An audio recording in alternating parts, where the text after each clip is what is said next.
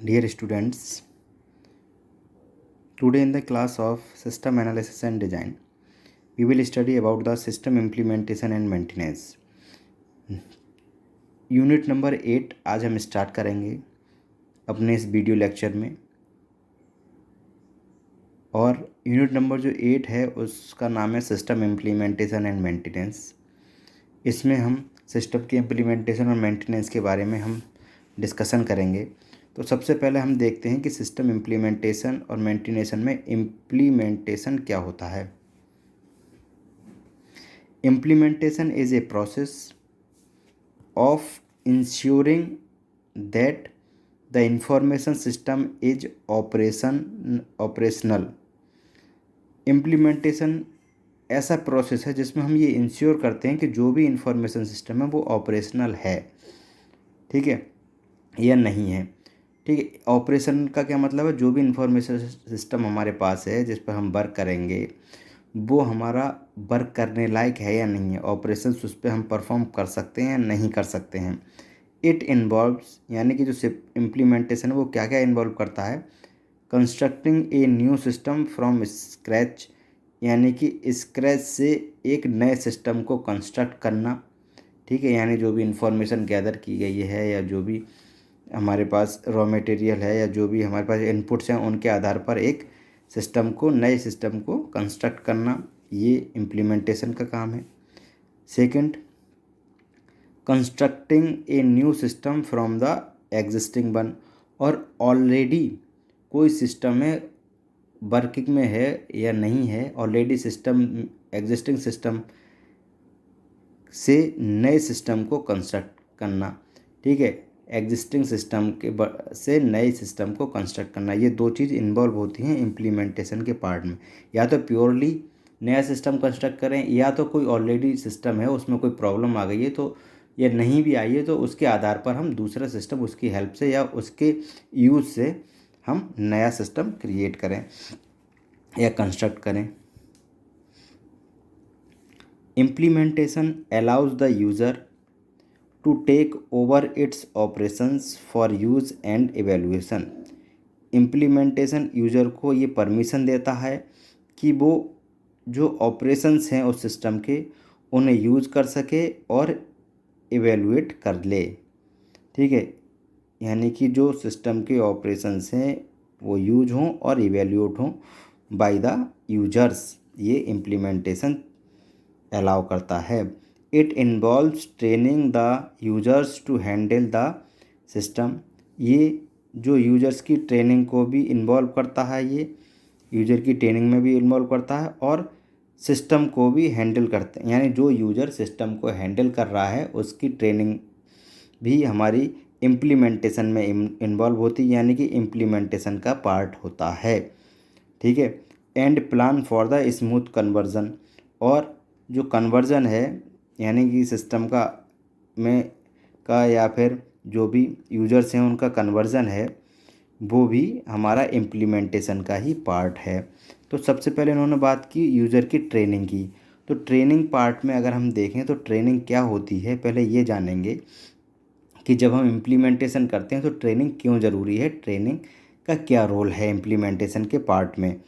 Training, the personal in the system must know in detail what their roles will be, how they can use the system, and what the system will not do, will system will or will not do।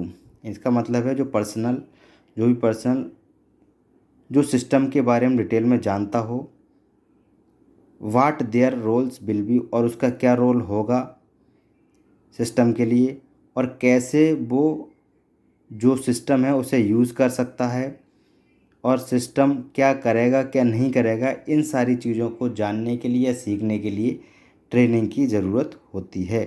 The success और failure of the well designed and technically intelligent system can depend on the way they are operated and used.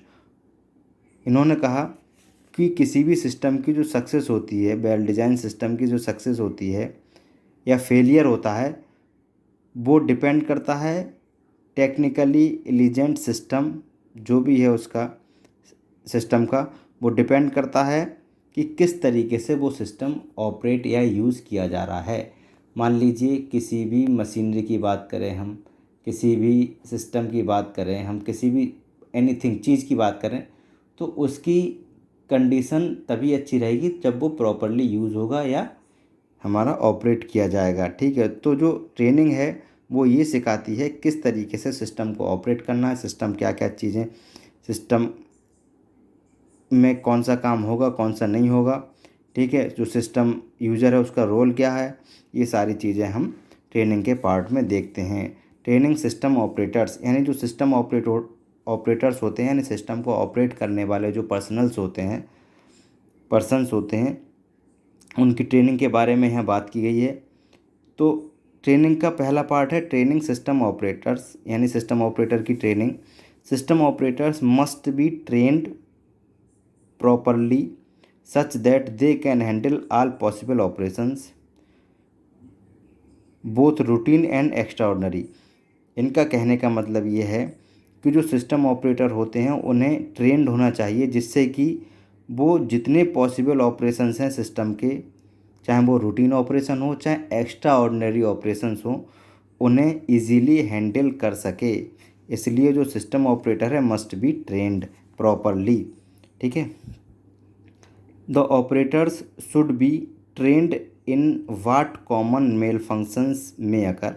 Operations को trend होना चाहिए जिससे वो ये जान सके कि कौन से मल फंक्शंस, यानी कि या एरर कह सकते हैं हम, ठीक है, वो हमारे सिस्टम में आए हैं, और हाउ टू रिकॉग्नाइज देम, और उनको कैसे हम पहचानेंगे, क्या क्या मेल फंक्शंस हैं या क्या क्या हमारे एरर्स हैं सिस्टम में, क्या प्रॉब्लम्स हैं, and what step to take when they come, और अगर वो प्रॉब्लम्स आ जाएंगी तो उन्हें सुधारने के लिए कौन से कदम लेने होंगे, कौन से स्टेप्स लेने होंगे, ये आना चाहिए। ठीक है, ये एक ऑपरेटर का वर्क होता है, तो उसके लिए भी ट्रेनिंग की आवश्यकता होती है। अब यूज़र ट्रेनिंग, यानी कि जो ये तो हो गया ऑपरेटर जो सिस्टम ऑपरेट कर रहा। अब जो सिस्टम को यूज़ करेंगे, जो जिसने बनाया वो ऑपरेट कर रहा है वो सिस्टम ऑपरेटर, अब जो लोग उसे यूज़ करेंगे उनकी ट्रेनिंग का क्या यहाँ मैटर है, ये है कि end user training is an important part of the computer based information system development. End user training, end user मतलब जो यूज़र सिस्टम को यूज़ कर रहा है उसकी ट्रेनिंग एक इम्पॉर्टेंट पार्ट है of the computer based information development system. ठीक है, इंफॉर्मेशन सिस्टम के डेवलपमेंट में कंप्यूटर बेस्ड जो ट्रेनिंग है वो एक इम्पॉर्टेंट पार्ट है एंड यूज़र के लिए। यानी कि दूसरे शब्दों में कहें तो हम कह सकते हैं एंड यूज़र के लिए ट्रेनिंग बहुत ही इम्पॉर्टेंट है जिससे कि वो कंप्यूटर बेस्ड इंफॉर्मेशन सिस्टम को डेवलप कर सके, which must be provided to employees to enable them to do their own problem solving.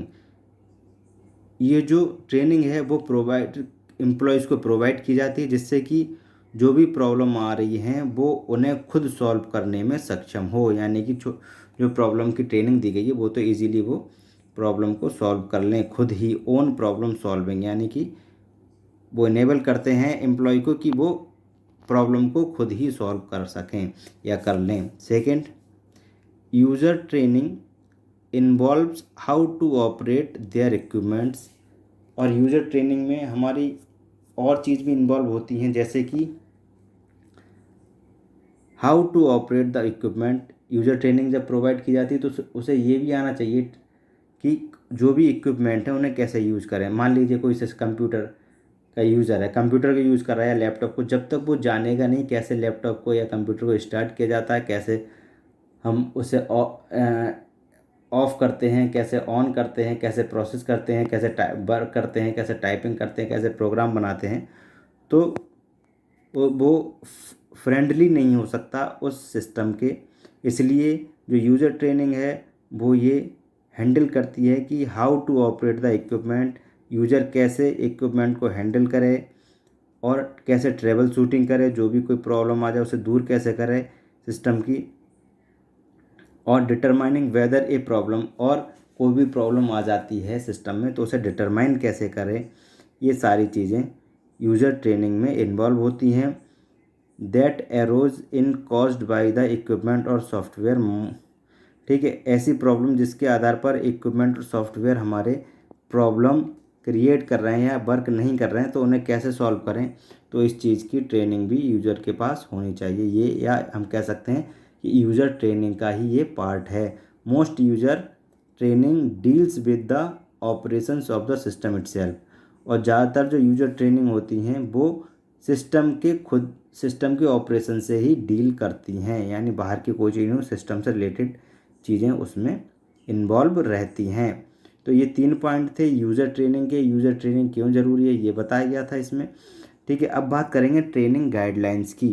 Training guidelines की बात करें तो सबसे पहली गाइडलाइन है इस्टेब्लिशिंग मेजरेबल ऑब्जेक्टिव्स, यानी कि ट्रेनिंग भी की जो प्रोवाइड की जाए तो उसके कुछ ऑब्जेक्टिव भी इस्टेब्लिश किए जाएं। यूजिंग अप्रोप्रिएट ट्रेनिंग मेथड, और एक अप्रोप्रिएट ट्रेनिंग मेथड का यूज़ करना चाहिए ट्रेनिंग के दौरान। Then selecting suitable training sites, और जिस लोकेशन पर, जिस साइट पर ट्रेनिंग दी जा रही है वो सूटेबल होनी चाहिए और ट्रेनिंग के अकॉर्डिंग होनी चाहिए। Then employing understandable training material, और ट्रेनिंग का जो मटेरियल है वो ऐसा हो जिससे कि जिन्हें ट्रेनिंग दी जा रही है, जो भी एम्प्लॉई हैं उन्हें जिन्हें ट्रेनिंग दी जा रही है वो उसे आसानी से समझ सकें। तो ये कुछ गाइडलाइन थी ट्रेनिंग के बारे में। तो ट्रेनिंग हमने देखी, सिस्टम ऑपरेटर की ट्रेनिंग, यूज़र ट्रेनिंग और ट्रेनिंग के गाइडलाइन, ठीक है। कल हम ट्रेनिंग मेथड्स के बारे में स्टडी करेंगे। स्टूडेंट्स, तो आज हमने देखा कि इम्प्लीमेंटेशन क्या होता है। इम्प्लीमेंटेशन का सबसे पहला पार्ट ट्रेनिंग के बारे में हमने पढ़ा था। कल के वीडियो लेक्चर में हम इसके आगे के पार्ट यानी ट्रेनिंग मेथड्स के बारे में जानेंगे। आज के वीडियो लेक्चर में स्टूडेंट्स इतना ही। Okay, thank you.